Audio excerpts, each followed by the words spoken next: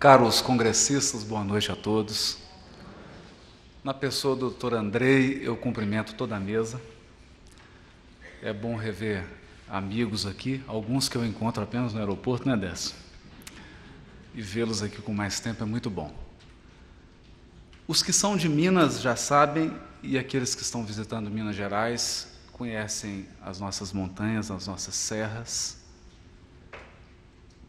E elas são repletas de cachoeiras, de surpresas, de belezas naturais, mas há dois caminhos para percorrer essas serras: as rotas turísticas e as rotas pouco percorridas.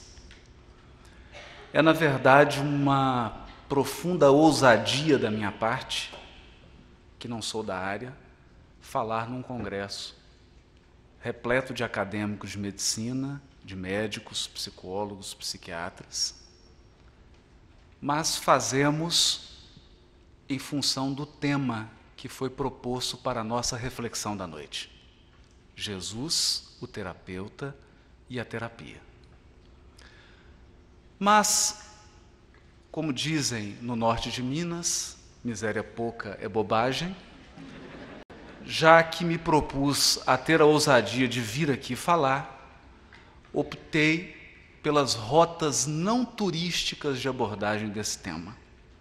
Então nós vamos percorrer aquelas rotas pouco percorridas, para tentar visualizar ângulos que são pouco visualizados. Porque essas rotas proporcionam o encontro com belezas naturais que as rotas turísticas não proporcionam. Eu peço, então, a vibração de todos, para que essa proposta não se transforme num vexame, pedindo o amparo e a vibração de todos para que a gente consiga chegar ao final, apreciando a riqueza desse tema, que foi, de uma forma muito feliz, escolhido pela organização do 6º Congresso. O final do século XIX, início do século XX, assiste a dois fenômenos espetaculares. De um lado, a espiritualidade superior cuida de uma semente divina, que é a semente do Consolador prometido. Todos sabemos, 1857, com a publicação de O Livro dos Espíritos, nasce um novo paradigma humano. Um novo paradigma humano. Uma nova forma de se encarar ciência, filosofia e religiosidade.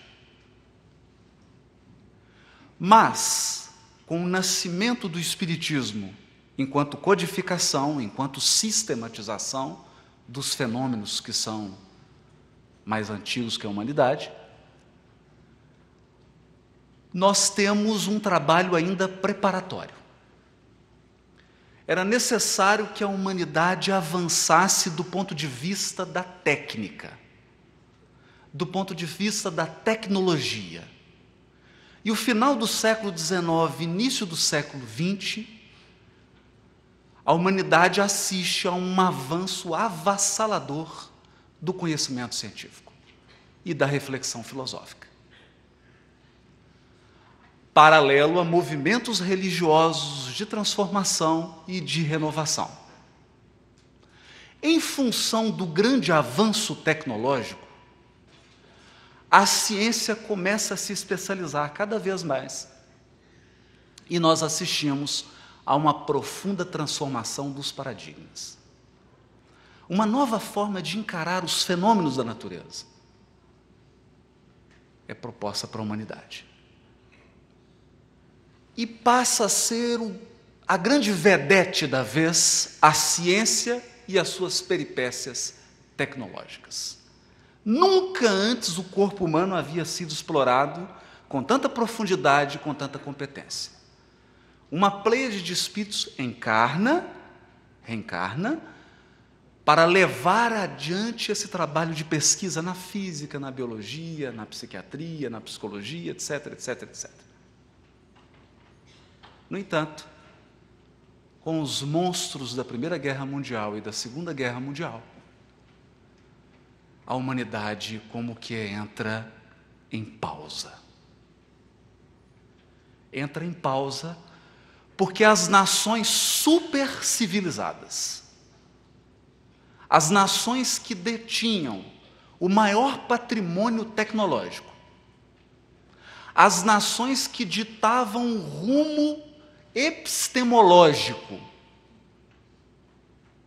que davam as cartas do conhecimento, as nações que diziam o que deve e o que não deve ser pesquisado, o que tem o status de ciência e o que não tem o status de ciência.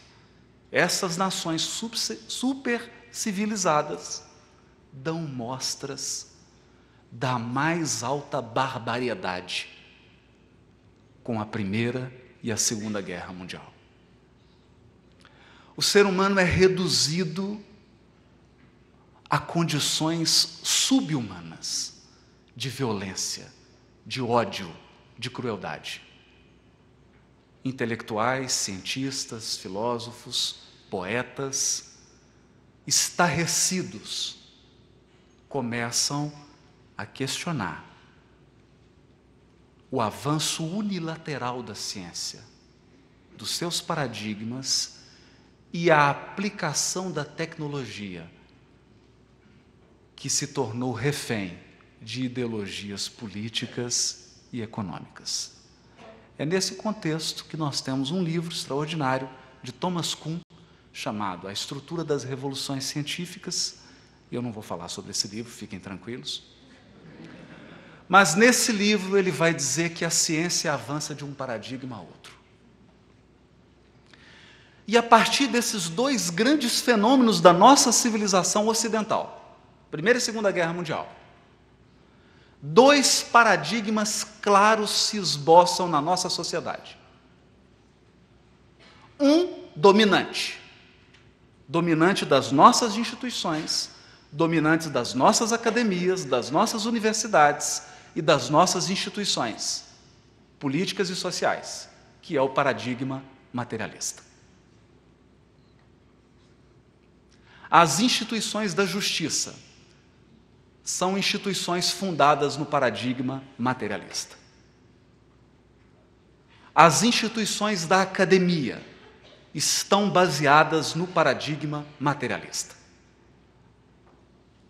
Não obstante todo o avanço e toda a mudança epistemológica, todo o questionamento da legitimidade do nosso conhecimento e das finalidades do nosso conhecimento, é ainda o paradigma materialista que domina, e eu acredito ser desnecessário alongar sobre isso. Paralelamente a esse fenômeno, nós temos visto o fortalecimento de um paradigma que se opõe ao paradigma materialista, que é o paradigma espiritualista, ou da espiritualidade. Esse paradigma olha para os mesmos fenômenos, ele examina os mesmos fatos. Esse paradigma também conta com pesquisadores ilustres, também conta com filósofos ilustres, escritores, poetas, intelectuais, mas enxerga os fenômenos de um ângulo completamente diferente. Porque não procura reduzir a riqueza do ser humano ao seu veículo de manifestação corporal. O ser humano é visto de uma perspectiva mais ampla. Quer se queira admitir, quer não se queira admitir, o paradigma espiritualista tem avançado célere em todos os ramos do conhecimento. Em todos os ramos do conhecimento. Recentemente, nós deparamos com o ilustre Boaventura de Souza Santos, da Universidade de Coimbra, epistemólogo e sociólogo, que já propõe outros caminhos para se pensar o conhecimento, para se pensar a ciência, os seus resultados e a aplicação da tecnologia. E nós dissemos tudo isso aqui, apenas como uma introdução para o tema que vamos refletir nessa noite. Antes do Espiritismo, antes do paradigma espírita, que é um paradigma complexo, porque ele é tríplice. Não se trata apenas de ciência, não se trata apenas de reflexão filosófica e não se trata apenas de religiosidade. O Espiritismo reúne as três vertentes: ciência, filosofia e religião. E com um conjunto novo de ferramentas, procura indagar, auscultar, penetrar na amplidão da alma humana. Portanto, se você veio aqui hoje, na expectativa de ouvir um discurso da religião tradicional, que vá apresentar o Jesus como aquela figura religiosa, fundador de um movimento religioso, eu acho, procure a organização, talvez você tenha uma devolução parcial da inscrição. Porque o Jesus apresentado pelo Espiritismo é um Jesus que ainda não foi examinado. E a minha proposta aqui hoje é pensarmos juntos a respeito desse paradigma novo, desse novo paradigma. Jesus em uma nova perspectiva. Esqueça o crucifixo, esqueça a liturgia.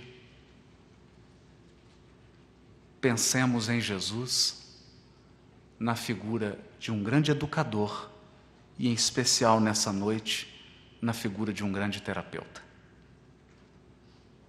A partir desse novo paradigma. Eu peço então socorro nessa grande viagem ao benfeitor Emmanuel. Porque nós somos ousados, mas não somos bobos. No capítulo 24 do livro Pensamento e Vida, intitulado Humildade, aparentemente um tema teológico. Santo Agostinho abordou esse tema. As virtudes teologais, as virtudes não... Um tema teológico. Ou um tema ético, um tema filosófico. Mas, curiosamente, no capítulo 24 do aparentemente pequeno livro Pensamento e Vida, nós encontramos, eu selecionei aqui alguns pontos, para pensarmos desse viés da terapia e do terapeuta, da cura do corpo e da alma. Dessa perspectiva, ele dá 3 definições de humildade, espalhadas pelo texto, sutilmente espalhadas no texto. A primeira delas, humildade é o reconhecimento de nossa pequenez diante do universo. Reconhecimento de nossa pequenez diante do universo. Reflexão que só é possível agora, a partir do século XX e do século XXI, em que nós sabemos que somente na Via Láctea há mais de 100 bilhões de sóis. Porque esse tipo de reflexão não era possível no século XVI, por exemplo,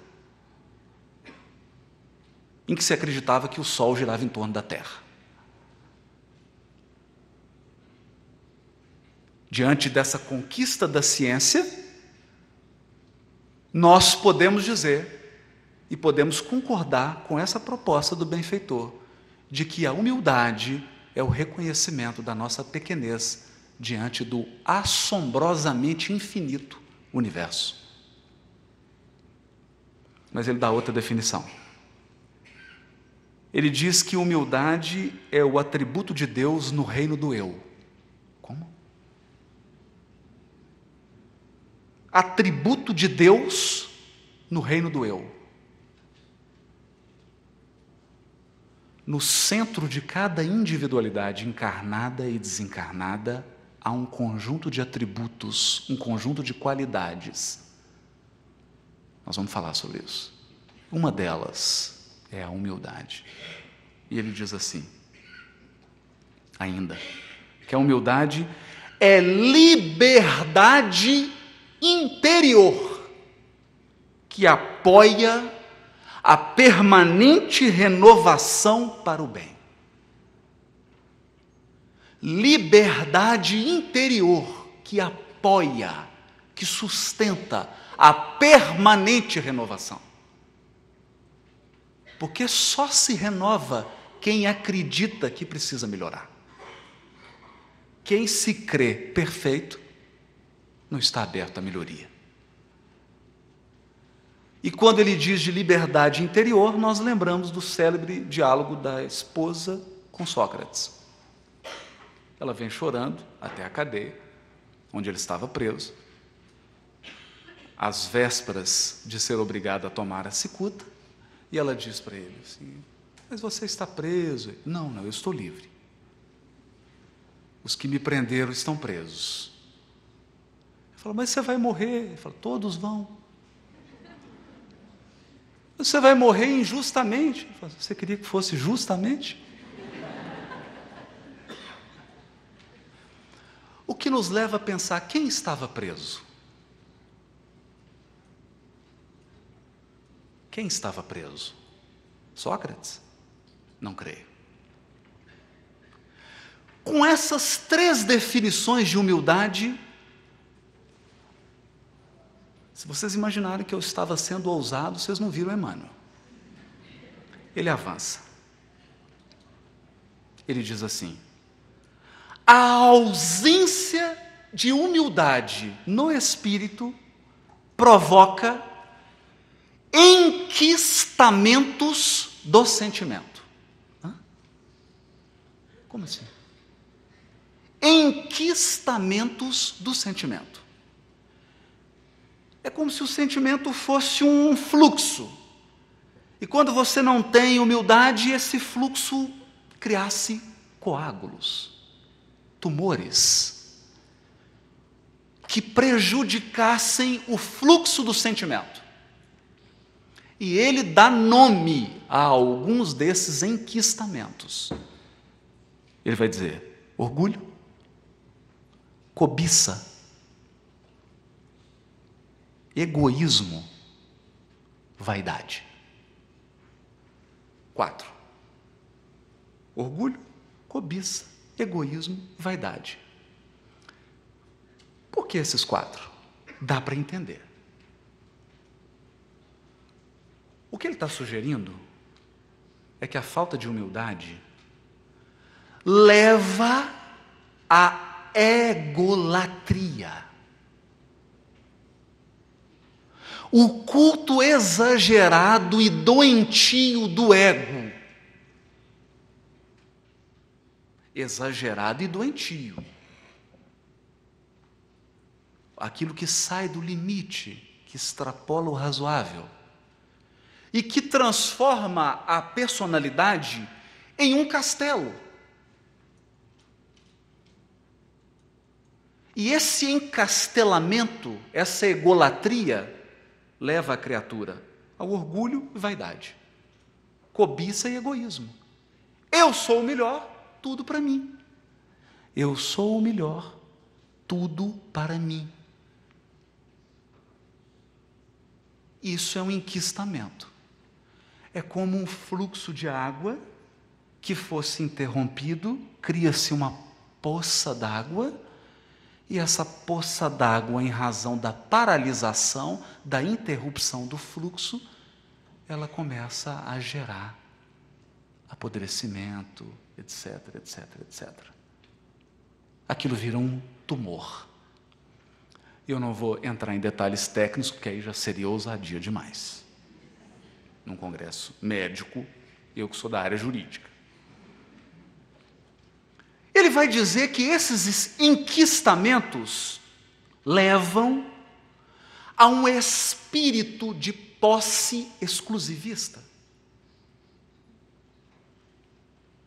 Espírito de posse exclusivista. Eu experimentei isso hoje, nas 3 horas que eu fiquei no trânsito para chegar aqui. Cada motorista quer as 3 pistas para ele. Só que tem 20 mil veículos. A ausência de humildade gera um enquistamento e gera esse espírito de posse exclusivista. E aí diz Emmanuel, a individualidade se transforma numa cidadela de ilusão. Cidadela de ilusão.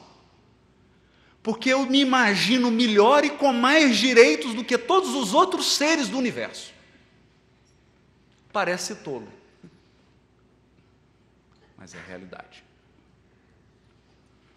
Essa cidadela de ilusão gera desespero, é claro. Porque esse espírito de posse exclusivista não será satisfeito. Você quer as 3 pistas para você, mas você não terá. Você quer tudo para você, mas você não terá. E isso gera desespero interno. Gera também, eu estou só citando Emmanuel. Eu não tenho nada a ver com isso, eu estou só apenas citando. Gera ciúme. Gera despeito. Despeito, porque eu passo a comparar. Eu quero tudo para mim. Então eu passo a ver quem tem mais do que eu tenho. Porque quem tem mais do que eu tenho está no meio do caminho entre eu e os meus objetivos. É muito lógico. É lógico. É bastante lógico. Gera intemperança. Eu passo a ficar nervoso. Porque a frustração que isso gera, a minha necessidade de controlar pessoas e circunstâncias, ela não é satisfeita. E eu passo a ficar nervoso. Aí diz Emmanuel, isso gera uma tensão psíquica.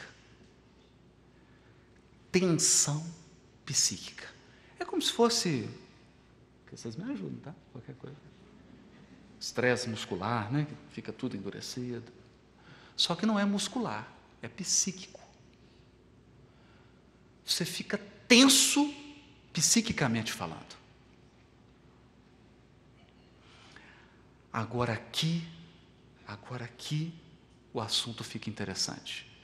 Diz ele. Essa tensão psíquica é a causa, é a gênese de uma série de síndromes orgânicas. Então, quando eu recebo meus pacientes psiquiátricos na sala de audiência, e acreditem, eu recebo. Eu recebo. Não é só no Hospital Espírita André Luiz, não. Os fóruns desse Brasil estão repletos de juízes, pacientes psiquiátricos, partes, pacientes psiquiátricas. Quando chega alguém, ele apresenta sintomas, mas eu pergunto, o paradigma materialista é capaz de chegar às causas? Acredito que não. Porque ninguém chega aonde não enxerga. E ninguém chega aonde não quer chegar.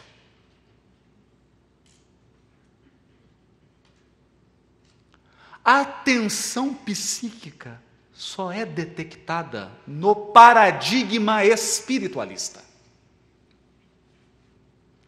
Quando eu vejo além do corpo humano, a alma que anima o corpo. E quando eu levo em consideração a alma humana, aí sim, eu estou equipado, eu estou em condições de perceber essa tensão psíquica. E todos devem estar se perguntando, agora eu fiquei curioso para saber quais são as síndromes orgânicas dessa tensão psíquica. Emmanuel cita algumas, evidentemente, exemplificativamente, porque ele não quer esgotar. Esse aqui não é um tratado daqueles livros de medicina que fala todos os casos, né? Ele não está querendo esgotar, está apenas exemplificando. Ele cita algumas, por exemplo, depressão nervosa. Alguém que apresenta depressão, aí você pergunta, e qual que é a causa dessa depressão? E o amigo espiritual fala assim, falta de humildade. Aí todo mundo fala, como é que é? Fica assustado com o diagnóstico. Mas esse não é um diagnóstico materialista. E esse não é um diagnóstico puramente espiritualista. Esse é um diagnóstico espírita, que é um espiritualismo 5 séculos à frente.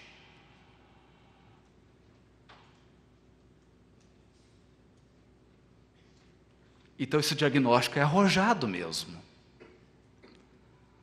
Outra síndrome, desequilíbrio emotivo. Desequilíbrio emotivo. Pode ser fruto dessa tensão psíquica. Ulceração. Aí é com o doutor Décio. Especialidade. Ulceração. Disfunção celular. Você já imaginou que alguém que está apresentando um câncer, na gênese, pode estar ausência de humildade? E que essa ausência de humildade gerou uma tensão psíquica ao longo de anos, que fez esse paciente desenvolver um câncer, um tumor?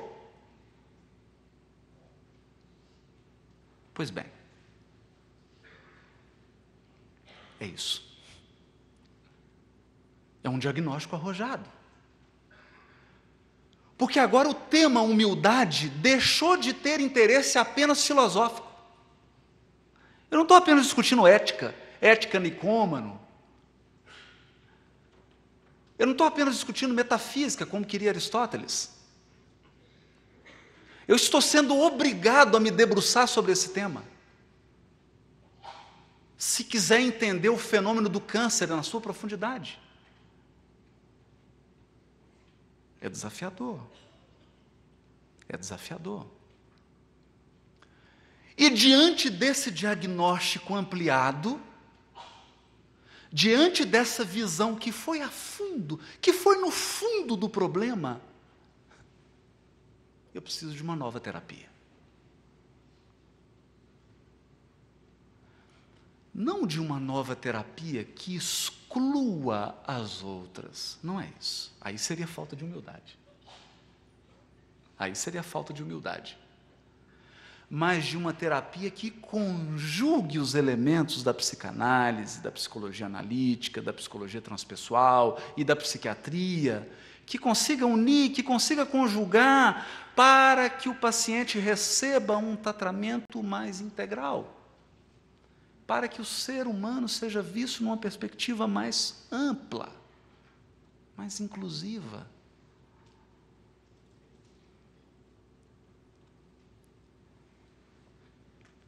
E o terapeuta que eu vou apresentar hoje é Jesus. Alguém pode arregalar os olhos.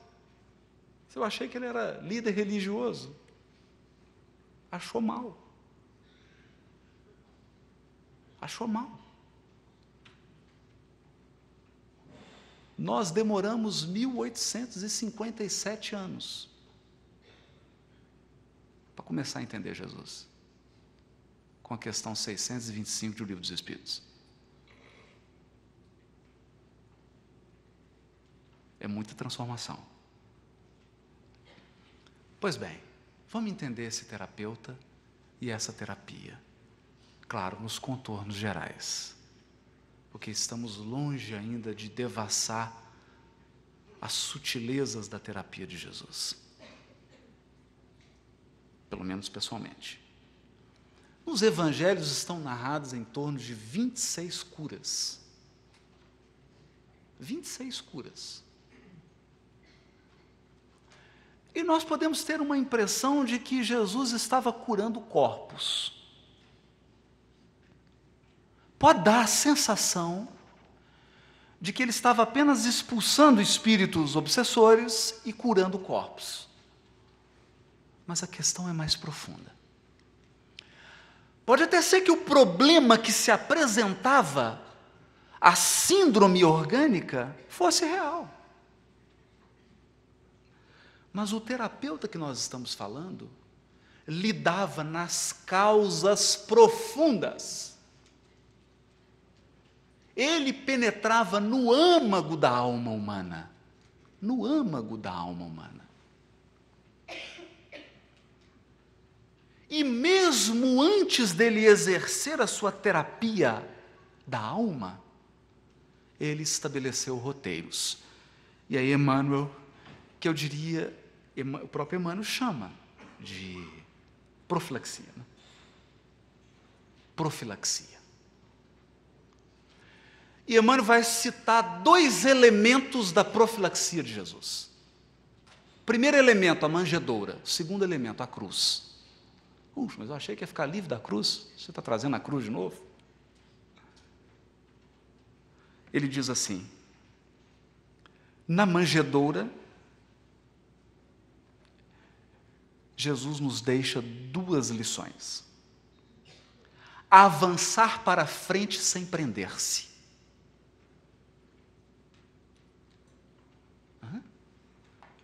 Porque nós olhamos para a manjedoura e ficamos magnetizados nos aspectos materiais e externos da manjedoura.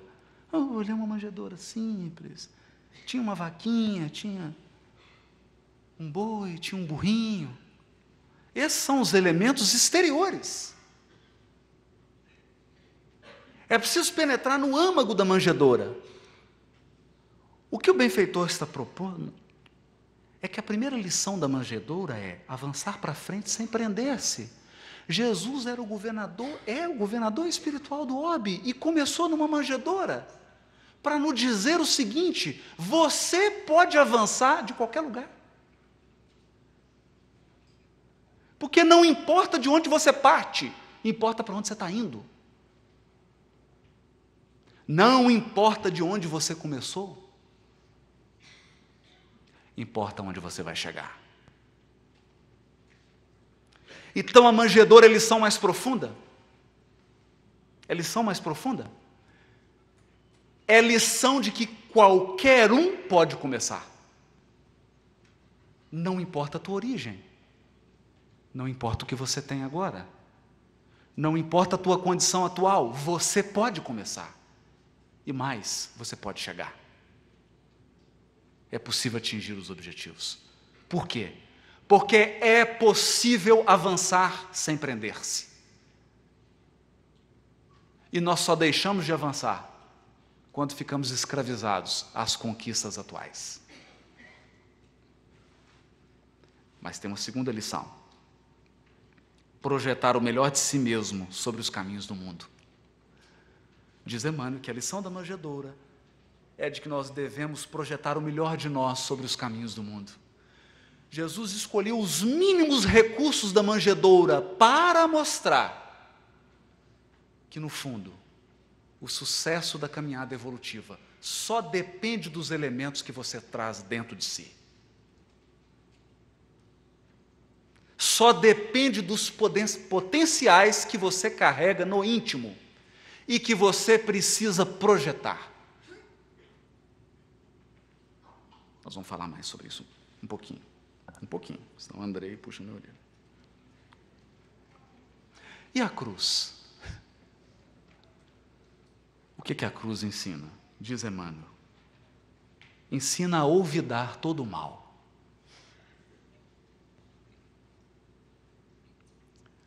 olvidar todo o mal. Porque o ódio e o rancor, a mágoa, está na gênese de incontáveis moléstias psíquicas e orgânicas.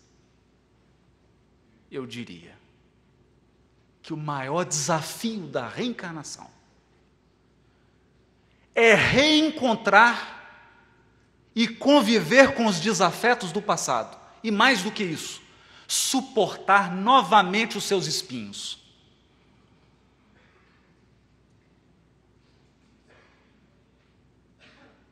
Reencontrar os desafetos e suportar mais uma vez o seu veneno. Se você não for capaz de olvidar todo o mal, você vai morrer. Espiritualmente falando. Vai desenvolver um câncer, vai desenvolver N doenças psíquicas e orgânicas. Olvidar todo o mal.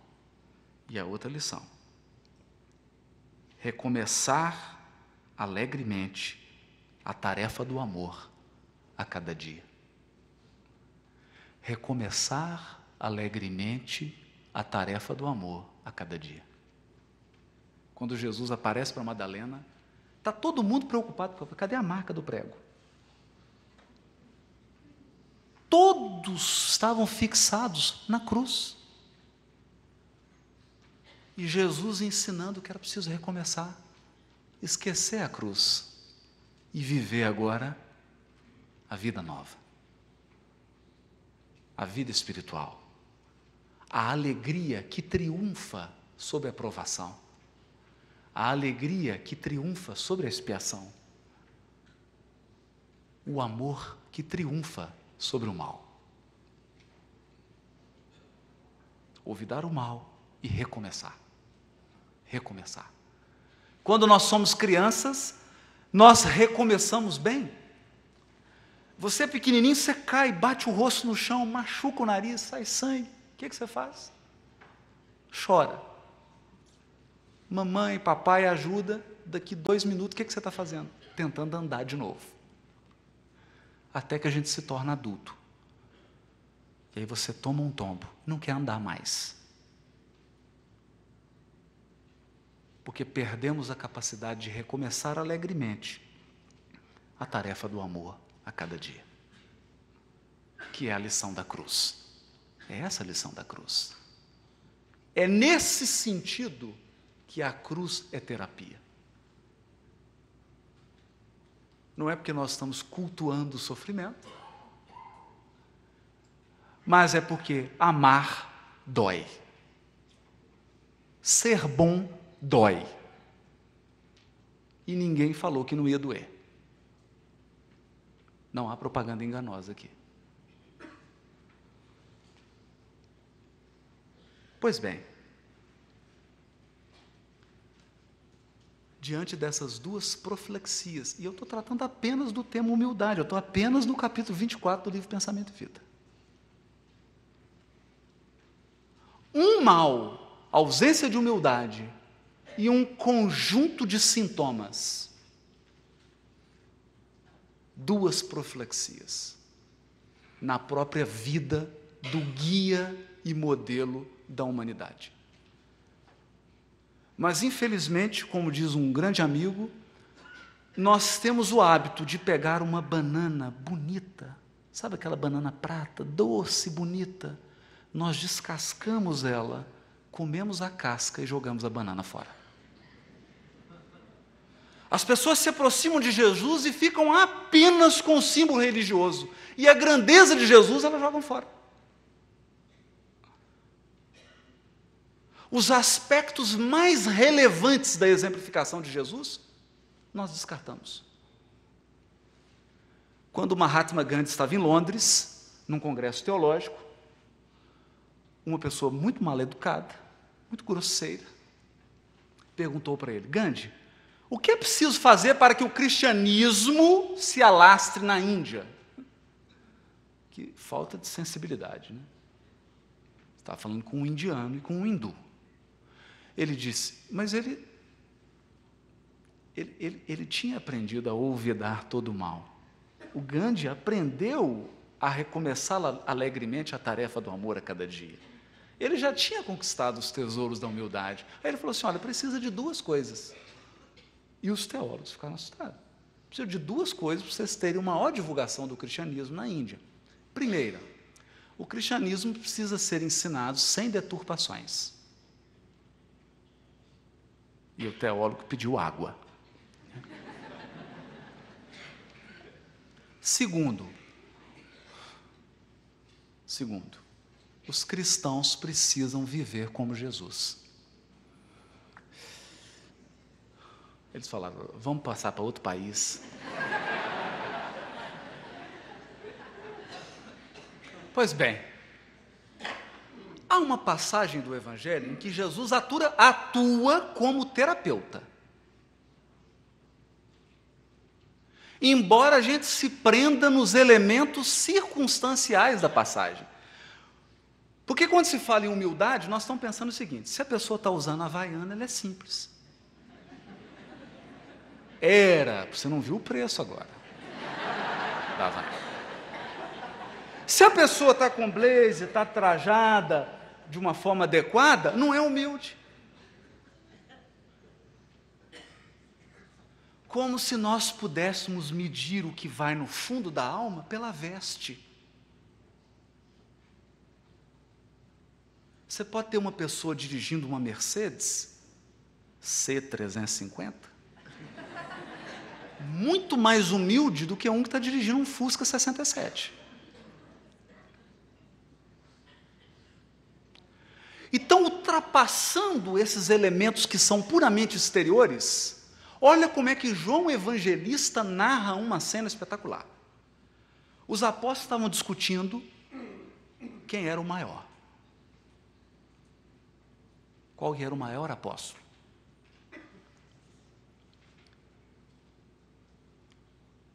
E João, capítulo 13, versículo 3 a 5. Eu vou ler pausadamente. Olha como é que João descreve a cena. Sabendo que o Pai lhe deu todas as coisas na mão, está falando de Jesus, e que ele viera de Deus e partia para Deus. Então nós não estamos falando de alguém que é humilde por engano, que é humilde por sorte, não. Não basta colocar a chinela havaiana, uma camisa rasgada e achar que é humilde. João está falando que Jesus, sabendo que Deus deu a ele o comando da terra, que ele viera das esferas divinas e que ele estava voltando para lá. Então nós estamos falando de alguém consciente da sua grandeza. Esse ser, consciente da sua magnitude, levanta-se da ceia, depõe a veste, a capa, depõe, toma um pano de linho e cinge-se como um escravo. Então, jogando água na bacia, começou a lavar os pés dos discípulos e enxugá-los com o pano com o qual estava cingido. Isso é terapia. É essa a terapia de Jesus.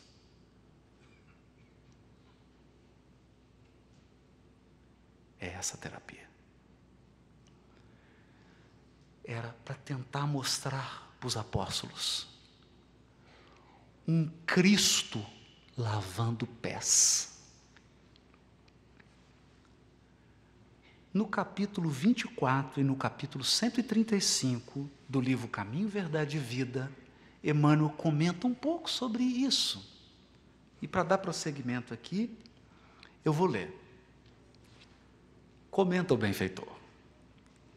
Todos os sentimentos que nos foram conferidos por Deus são sagrados. constituem o ouro e a prata de nossa herança. Mas, como asseverava o apóstolo, deixamos que as dádivas se enferrujassem no transcurso do tempo.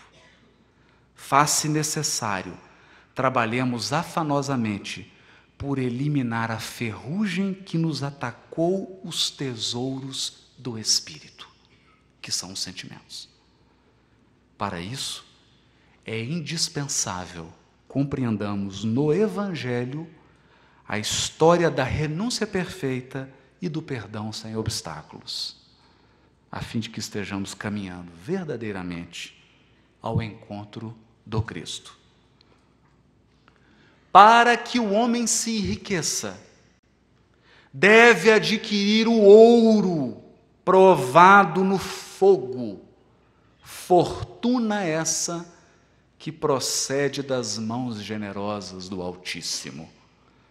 Somente essa riqueza espiritual, adquirida nas situações de trabalho árduo, de profunda compreensão, de vitória sobre si mesmo, de esforço incessante, conferirá ao espírito a posição de ascendência legítima, de bem-estar permanente, além das transformações impostas pelo sepulcro, e apenas levará a efeito tão elevada conquista após entregar-se totalmente ao Pai para a grandeza do divino serviço.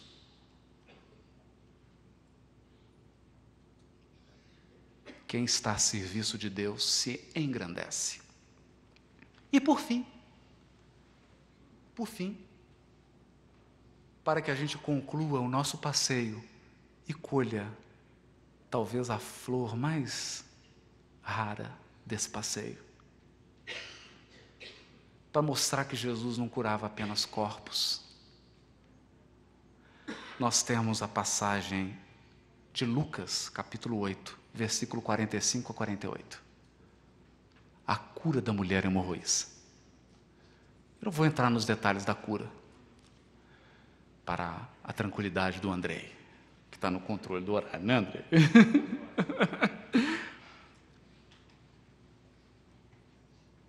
Quem tocou em mim? Diz Jesus.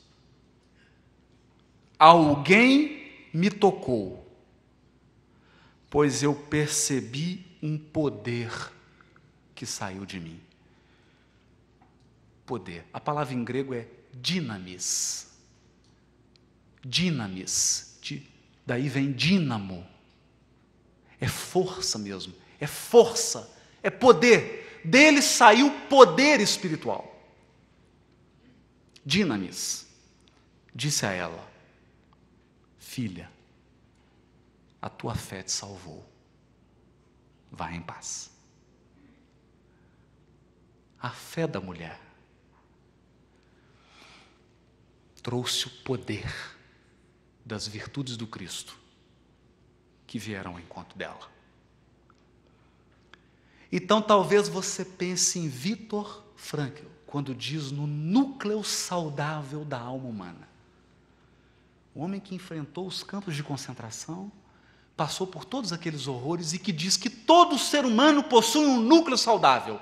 Tudo pode adoecer, tudo pode degenerar, mas há dentro de nós um centro intangível que nunca adoece, que nunca se corrompe, que é divino. E aí eu finalizo lendo um parágrafo do capítulo 3 do livro No Mundo Maior, chamado Casa Mental. No sistema nervoso temos o cérebro inicial, repositório dos movimentos instintivos e sede das atividades subconscientes. Figuremo-lo como sendo o porão da individualidade, onde arquivamos todas as experiências e registramos os menores fatos da vida. Na região do córtex motor, zona intermediária entre os lobos frontais e os nervos, temos o cérebro desenvolvido, consubstanciando as energias motoras de que se serve a nossa mente para as manifestações imprescindíveis no atual momento evolutivo do nosso modo de ser. Nos planos dos lobos frontais jazem materiais de ordem sublime que conquistaremos gradualmente no esforço de ascensão. Materiais de ordem sublime que conquistaremos gradualmente no esforço de ascensão, representando a parte mais nobre de nosso organismo divino em evolução. O nosso terapeuta, o nosso guia e modelo, quando nos enxerga, quando nos olha, vê a semente divina que dorme em nós. E a terapia de Jesus, a terapia do Evangelho, não é liturgia, não é cerimônia religiosa. A terapia do Evangelho, à luz da doutrina espírita, é acordar em nós o anjo que dorme. Muito obrigado.